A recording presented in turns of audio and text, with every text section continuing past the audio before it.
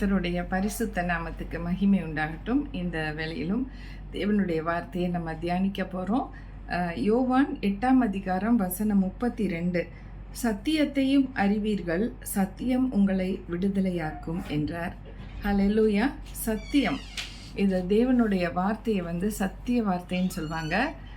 அதில் ஆண்டவருடைய உண்மையான காரியங்கள், ஆண்டவர் தான் யார், அவர் எப்படிப்பட்டவர், எப்படி உள்ள அன்புள்ளவர்ங்கிறதெல்லாம் தெளிவாக இந்த வேத புஸ்தகத்தில் இருக்குது.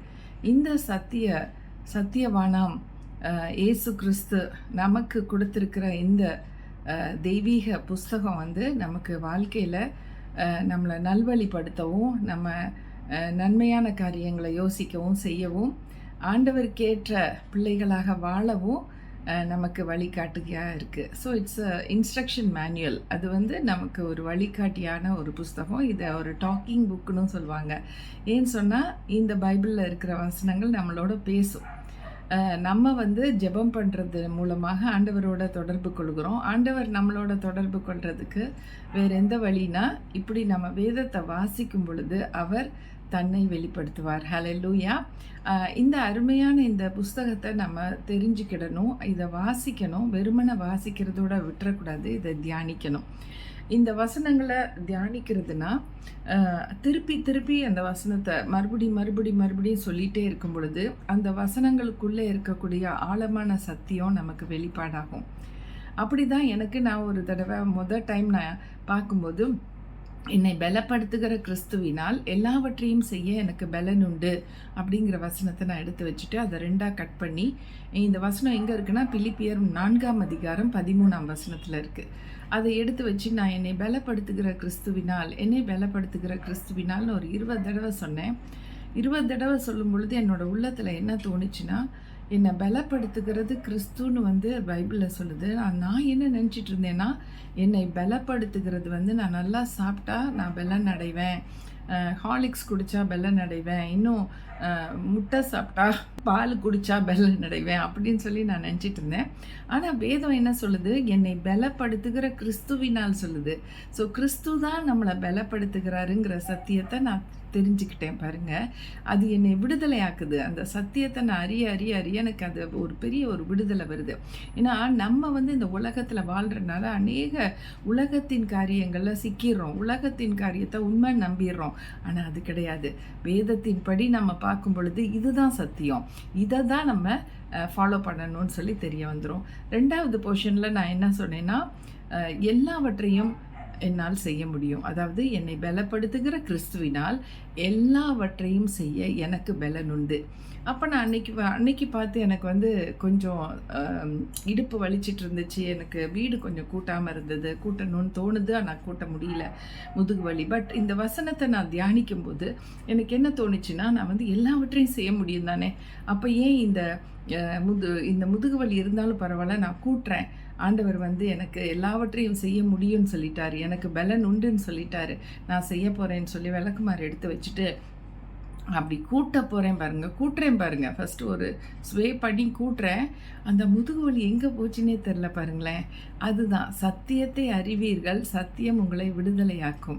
என்னோட வாழ்க்கையில் நான் இந்த வசனங்களை தியானம் பண்ணி நிறைய இப்படி உண்மைகளை கற்றுக்கொண்டேன். நிறைய காரியங்களை கர்த்தர் எனக்கு ஒரு மிராக்குலஸாக எனக்கு செய்வார் பாருங்க. ரொம்ப ஆச்சரியமாக இருக்கும்.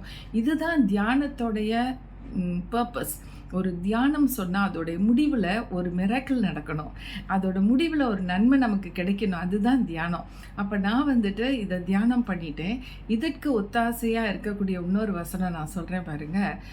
சங்கீதம் 1ஆம் அதிகாரத்தில் பார்த்தீங்கன்னா, இரவும் பகலும் தியானிக்கிற மனுஷன் பாக்கியவான், அவன் செய்வதெல்லாம் வாய்க்கும். அப்போ whatever you do you will succeed. அதாவது சக்ஸஸுக்கு மெயினாக தேவை தியானம்.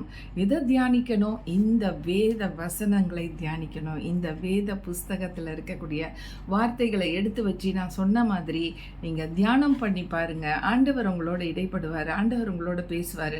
உண்மையான சத்தியத்தை நம்ம இது மூலமாக அறிந்து கொள்ளலாம். இது மூலமாக அறிந்து நான் நிறைய வசனங்களை இந்த மாதிரி தியானம் பண்ணி really I am so happy in the Lord, because because அவர் எனக்கு ஒரு சக்ஸஸ்ஃபுல் லைஃப் இன்னைக்கு கொடுத்துருக்கிறாரு. கர்த்தருக்கு மகிமை உண்டாகட்டும்.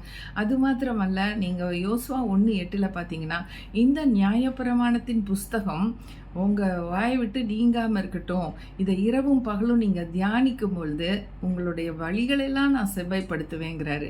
அப்படின்னா all our paths will be set right, everything crooked and broken will be removed and path will be straight towards God.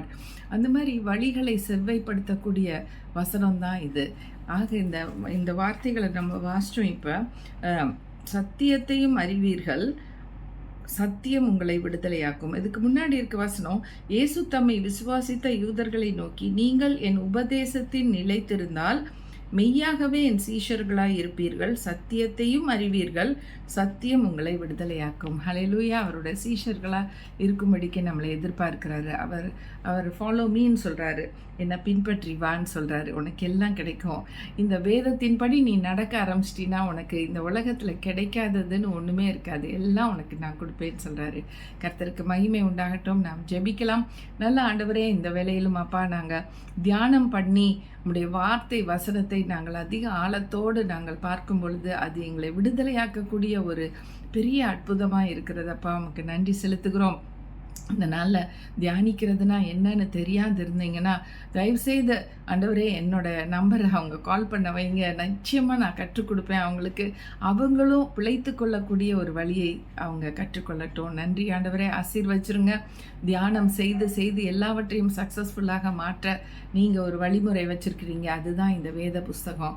அதுதான் உங்கள் கரத்துலேருந்து நாங்கள் பெற்றுக்கொண்ட இந்த வேத வசனம் ரொம்ப முக்கியமானது. எங்கள் வாழ்க்கைக்கு முக்கியமான ஒரு இன்ஸ்ட்ரக்ஷன் மேனுவலாக இருக்குது. அதை நாங்கள் யூஸ் பண்ண எங்களுக்கு நன்மை மேலே நன்மை கிடைக்கிறது. கர்த்தருக்கு மகிமை உண்டாகட்டும்.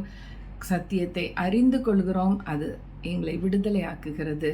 உண்மையிலே நாங்கள் விடுதலையாக்கப்பட்டவர்களாய் உண்மையாகவே ஆண்டவருடைய காரியங்களை இன்னும் ஆழமாய் அறியக்கூடிய கிருபைகளை கர்த்தர் எங்களுக்கு கொடுக்குறார். கர்த்தருக்கு மகிமை உண்டாகட்டும். தொடர்ந்து ஒவ்வொருவரையும் ஆசீர்வதிங்க. தியானிக்கணும்னு ஆசைப்படுறவங்களுக்கு உதவி செய்ய நாங்கள் ரெடியாக இருக்கிறோம். ஆண்டவரே, நீங்கள் அவங்கள எங்களுக்கு டைரக்ட் பண்ணி விடுங்க. அவங்க எல்லாருமே சக்ஸஸ்ஃபுல்லாக மாறுறதுக்கு நீங்கள் உதவி செய்வீங்க. இயேசுவின் நாமத்தில் கேட்கிறோம் நல்ல பிதாவே, ஆமென். Thank you friends for joining us and God bless you all.